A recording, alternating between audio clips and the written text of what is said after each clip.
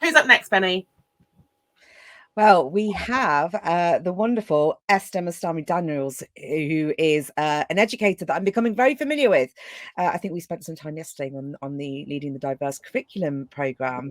So it's lovely to see you again. Thank you for having me today. So I'm just going to share with you some of the journey and the impact that DEI has had in my setting as an international school. We're a British international school, currently in the Middle East. I was raised and trained in London, so I spent a lot of time in London before I came out to the Middle East, and I've been here about 8 years. So just really talking about what our impact is and the purpose of what we're doing and how we're doing that within our setting. So obviously just a quote from Bell Hooks about the classroom just being the most radical space of possibility. And I've heard so many inspiring stories and journeys today that I'm definitely going to take away with me. So hopefully you'll get something from this as well. So even though this is an international school, a lot of the barriers and a lot of the journey that we've been on resonates a lot with a lot of the schools within the UK as well. So you'll see some of the points of the international school is that we have a very transient community. So based on economics and people moving around, children stay generally 4 to 5 years, and we have a small community that stays a lot longer than that. So we really need to take into account who they are and the impact that we can have on their journey, their educational journey, and where they're going on to. So this idea of a global network is really important in our setting. We have a lot of multilingual students, which was very similar to my experience in London as well. We have parents from a range of backgrounds. And also teachers from a range of backgrounds. And this was perhaps a little bit more of a challenge for us because in the UK, when you're from similar boroughs or similar areas in the UK, there was a more of a similarity between teachers, at least within the same borough. Whereas I've got teachers who have taught in South Africa, in China, in Australia, etc. So all over the world, and they're coming together with very rich experiences, which is great and fantastic, but that also composes a bit of challenge in terms of how we see things and how that translates into our curriculum as well. And then something that's also important to acknowledge is that there is a post-colonial mindset that can unintentionally present itself in our schools.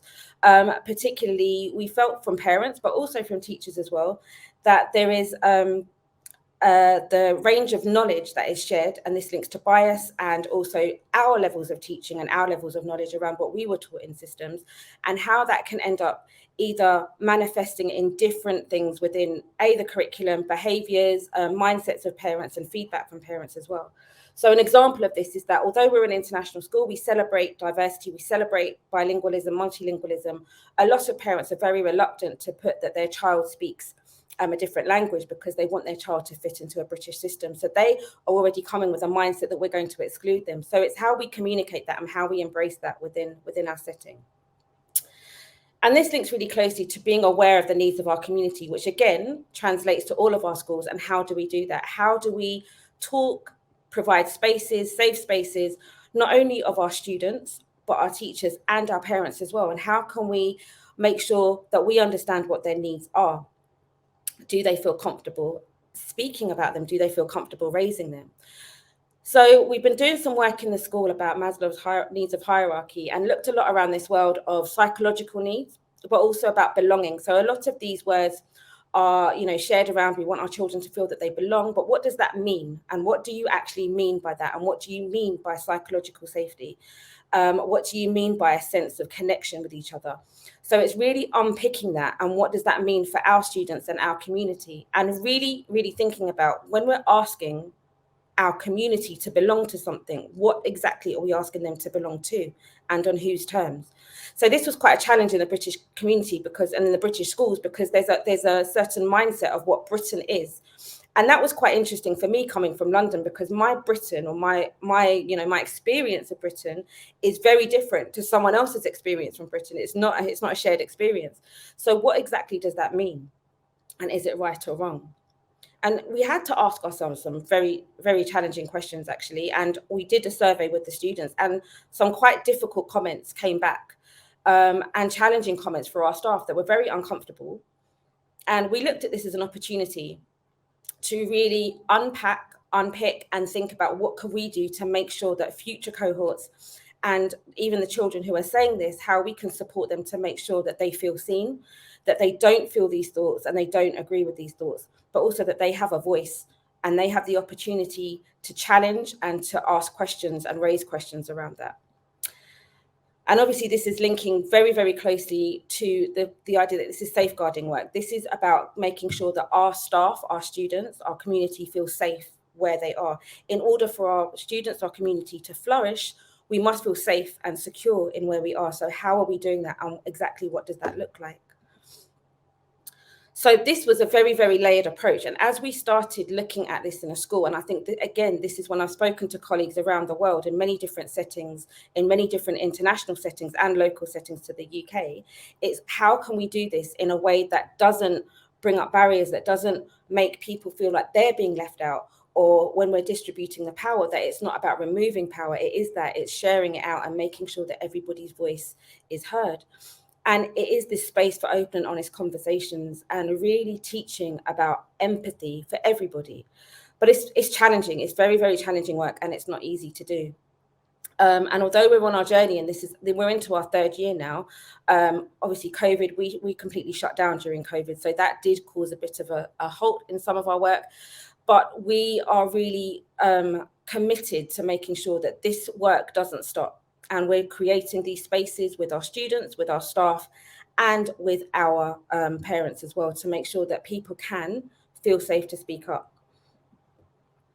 One thing that a lot of British schools have to do in international settings, which we are governed by different laws, and one thing we have to do is respect our host country and the laws and cultures within our host country. And that's primarily, again, to protect our staff and students. We don't want our staff and students to be saying or doing anything that is considered illegal in our countries.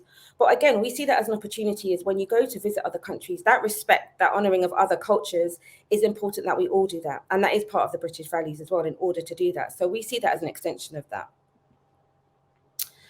We've really, really looked at our curriculum, and Billy mentioned I was on her course yesterday, which was great and just sort of opened up more doors and windows for me to have a look at and think about and consider.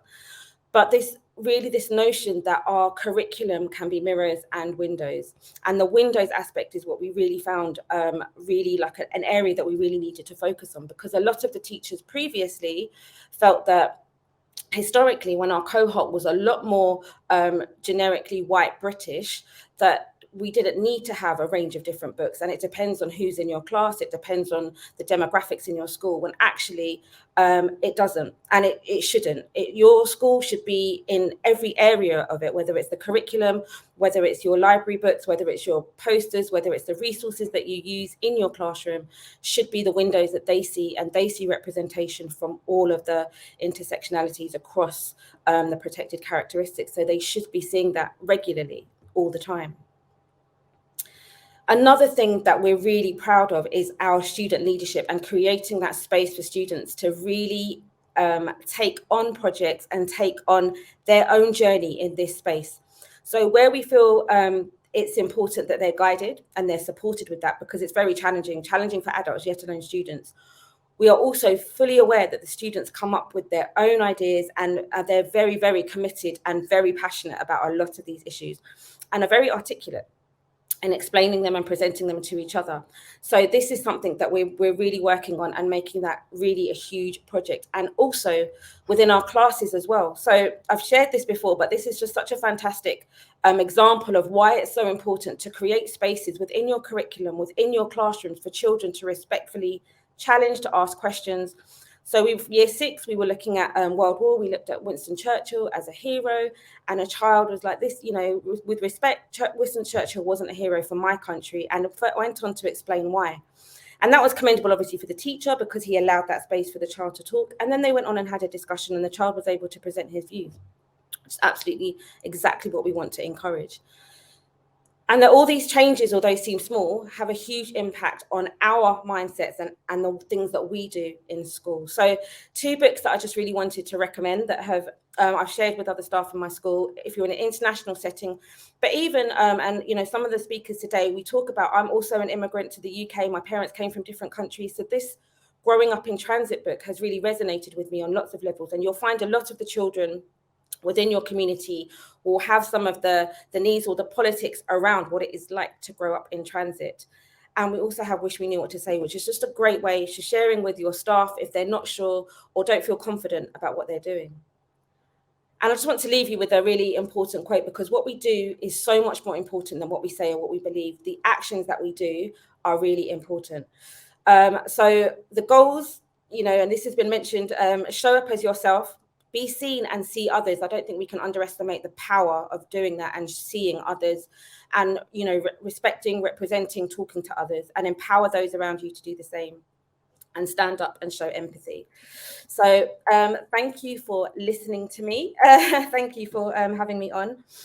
One thing I just wanted to add to this, because something that I've done this year, which was huge for me, and I've been teaching for many years, is that I started using my maiden name, which was very important and links me to the islands where my family are from, which are in Maluku in Indonesia.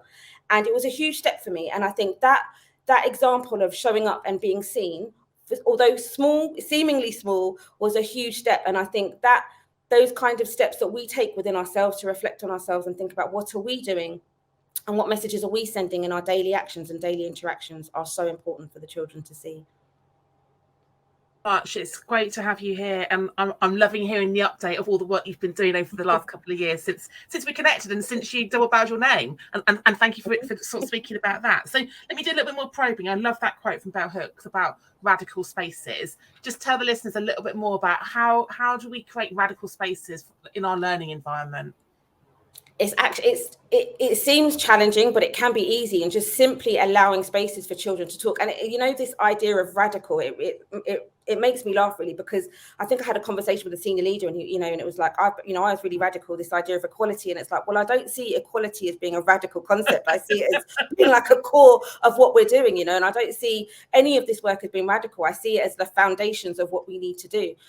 So the radical kind of movement is just thinking and reflecting on yourself. What are you doing on a day-to-day? And it is like, are you shifting the resources that you're using? Are you choosing to seek out a variety of different resources or books or images that you're using within your classroom? So yes, I know Bell Hooks is like, it's radical, it seems radical, and sadly it is seeming to be radical, but it should be the foundation of everything that we do. Yeah, absolutely. It's a bit like when people say courageous conversations. They're really just conversations. We sometimes perhaps badge things. But is it radical for us to be teaching about empathy? How are you creating these safe classroom spaces where we're really developing that empathy between different identity groups? That's really hard, but actually it's with the children, it's not that difficult. They're actually super empathetic, and probably more so than a lot of parents. And that's why the opportunities and the privilege that we have to work with these young people and shape their minds. And it is linked to that bias. It is linked to, what are we doing to actually make sure that they have that space, they have the opportunity to look, how would you feel if that was you? How would you feel if someone, if you were in these shoes? And it's even when you're highlighting people, because there is this whole, we want to showcase people, but we don't want them to feel that they're different. So this kind of balance of having that. But children are honestly much more empathetic than we think they are. Giving them the opportunity to look at simply reading stories from another space, and realizing that they're actually a lot more simple. We all have the same needs. We want to be loved. We want to be acknowledged. We want to be heard. We want to be respected. We want to be treated with respect. And that's that kind of culture that we build and model as educators is so important. Yeah, absolutely. That cultural intelligence, that cultural competence. So give a few examples to the listeners about how you've gone about creating those opportunities for student voice. How have you really tapped into your pupils and their lived experience? So the survey that we conducted was like a starting point, and it was a very difficult point, but we needed that to take that beyond sort of the classroom and make sure that we had an overview. But that really gave us conversation starters within the classroom as well, and gave teachers an understanding of why they need to have these conversations with students. We then looked at our PSHE curriculum and really looked at how we're providing opportunities for circle time and making sure that our curriculum was responsive in terms of the needs of the children and things that came up, rather than just following the curriculum as a week by week, and really allowed for that space. The student leadership has been fantastic. So we now have a student leadership body in primary and in senior school that are both DEI connected, but really stressing the fact that they are there to support all of the other networks that are there. So the teaching and learning committee, the wellbeing committee, etc., and that the DEIJ thread runs through everything that we're doing in our school. So really empowering students and listening to them to see what they see, and they're coming up with fantastic ideas. So what I'm hearing there is there's that matrix, that parallel of the pupil voice and the staff voice opportunities within the school as well. My final question, because there's lots of lovely comments about your use of the metaphor around mirrors and windows that comes from Dr. Rudine Sim Bishop's TED Talk. Just finish off with some ideas about how you've consciously created those mirrors and those windows in the curriculum.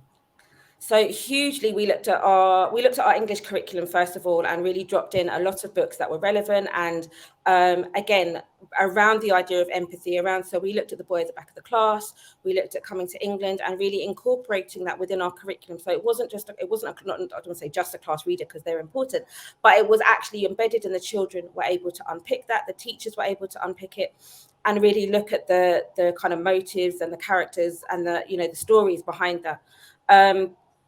But in terms of libraries, we looked at libraries as well in primary and senior, and made sure again that the representation of books were widespread and available. It is ongoing, because obviously budget, you need to plan that out. But I think that's a strength and not a weakness. The idea that you're spreading it out over years and drip feeding it in regularly is much better than having a huge overhaul and that kind of falling by the wayside. So keep feeding it in, keep dripping it in, keep sharing those stories, and encourage the children to bring in their stories as well. So we're going to have a bilingual book club next term, where the children are going to be translating books in their own language, and just really empowering children to share their stories with the rest of the community in the school. Brilliant, Esther. Thank you so much for joining us all the way from Oman. Fantastic to have international educators on the call. Lots of brilliant ideas there for the audience. Go and enjoy the family day, and we'll see you soon. Thank you so much.